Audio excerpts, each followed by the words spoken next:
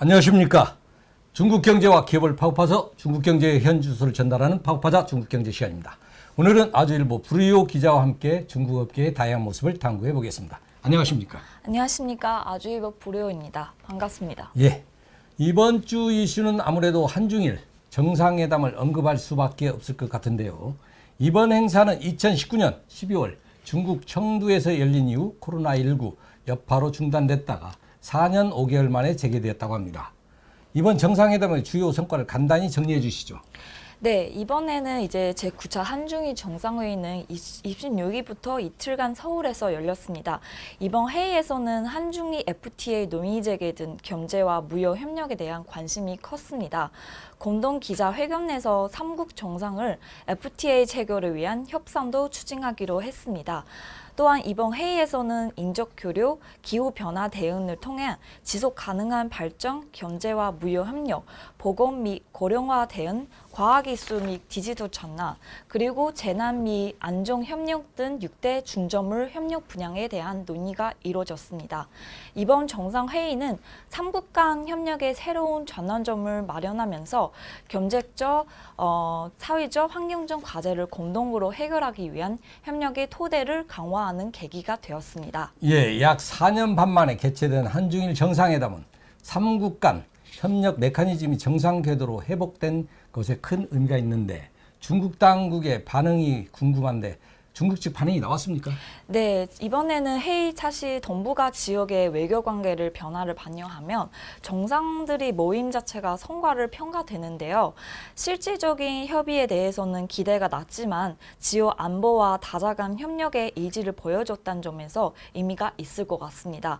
또한 한주일의 우호적 6대가 3국 관계의 회복과 협력 정상화에 기여할 수 있다고 진단했고 AI와 디지털 경제 분야에서의 협력 가능성도 강조했습니다.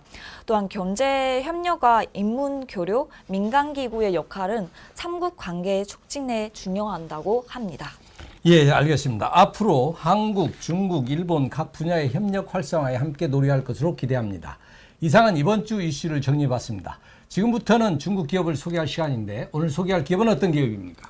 네, 여러분 사실 궁금한 것이 생겼을 때 어떻게 해결하시나요? 간단한 것들은 사실 주변 지인에게 물어보고 해결할 수도 있는데 조금 더 전문적인 분야에 대해서 궁금증이 생겼을 때 해결하기가 쉽지가 않은데요. 그럴 때마다 아마 인터넷을 활용해서 정보를 찾으실 수 있고 것으로 생각합니다. 그래서 오늘은 중국판 네이버 지식인이라고 불리는 중국 내 최대 지식 공유 플랫폼 찌후에 대해서 소개해드리자고 합니다. 예, 사실 대부분 한국 사람들이 전문적인 분야에 대해 궁금한 게 있으면 지식인을 많이 이용하는 편인 것 같습니다. 찌후라는 중국 플랫폼은 처음 듣는 것 같습니다. 중국판 네이버 지식인이라 불리는 이 기업이 많이 궁금한데 어떤 회사인지 자세히 소개 좀 해주시죠. 네, 찌후는 최초로 미국의 지식 공유 사이트 코라를 벤치마킹해 2012년 출시된 중국 내 지식 공유 플랫폼으로 사람들의 지식 경험 그리고 통찰력을 공유하고 자신의 해답을 찾을 수 있도록 한다는 브랜드를 구축했습니다.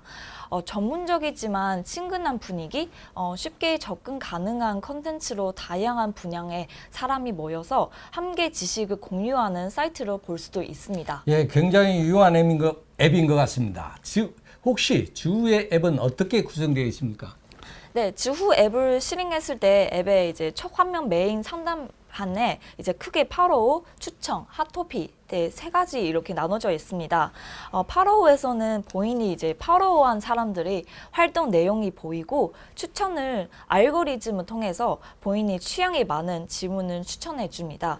그리고 이제 마지막으로 핫토픽에서는 답변이 활발하게 이루어지고 있는 글이 보입니다. 예, 알겠습니다. 지금 들어보니 찌후는 네이버 지식인과 비슷한 것 같은데 혹시 다른 특별한 기능이나 차이점이 있습니까? 네, 사실 몇 가지 특별한 기능 가지고 있습니다. 찌후는 네이버 지식인보다는 라이브 이제 스트리밍 기능, 온라인 세미나 여는 기능, 상품을 판매하는 기능, 특정 주제에 관심이 있는 사람들끼리 그룹을 만들어서 커뮤니티하는 기능, 그리고 마지막으로는 커뮤니티 안에도 퀴즈를 내거나 투표하는 기능도 갖춥니다. 네, 그렇군요. 생각보다 다양한 기능을 갖추고 있습니다. 중국에서 워낙 사용자 수가 많아서 플랫폼 간의 경쟁이 치열한 것 같은데 주라는 플랫폼만 가지고 있는 강점이 무엇입니까? 네, 감점은 바로 다양한 사용자의 니즈를 만족시킬 수 있다는 점입니다. 처음에는 지후는 단순히 질의응답의 형태로 출시됐지만 요즘에 이제 지후에서 다양하고 광범위한 콘텐츠가 나오고 있습니다.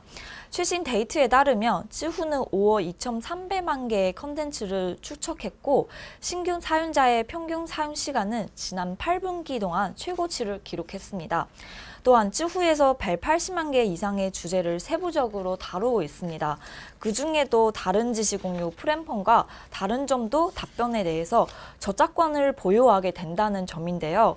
답변자는 이제 온라인 팁 기능을 통해 일종의 팁을 받을 수 있습니다.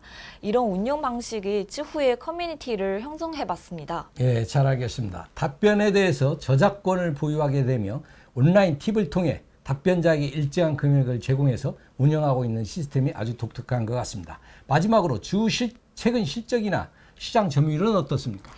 네, 올해 3월 달에 지후는 4분기 및 2023년 연간 재무 실적을 발표했습니다. 2023년에 연간 총 매출은 41억 9,900만 위엔으로 전년 대비 16.5% 증가했고 2주 내 4분기 총 매출은 11억 3,800만 위엔으로 전년 대비 2.2%로 증가했습니다.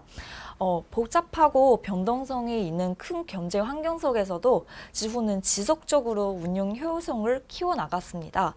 그 결과는 4분기 순손실을 전년 대비 42.6%로 감소했으며 처음으로 조정 순손실이 1억 위안 미만으로 감소해서 양호한 재무 성과를 거뒀습니다. 예, 주위의 좋은 컨텐츠와 그 컨텐츠를 통해 유입되는 사용자로 기반을 다져 나간 것 같습니다. 좋은 컨텐츠를 제작하는 것은 커뮤니티에 변하지 않는 성공 공식으로 볼 수 있습니다. 탄탄한 기반과 정확한 미래 전략으로 오늘날 주우의 성공은 결코 쉬운 일이 아닐 것 같습니다. 하지만 주우는 어려울수록 더 큰 잠재력을 가지고 있다는 것을 증명했습니다. 앞으로도 주우는 지식 공유를 기반으로 다양하고 광범위한 컨텐츠를 제공해 이용자를 확보하고 계속해서 기반을 다지며 성장해 나갈 것으로 보입니다.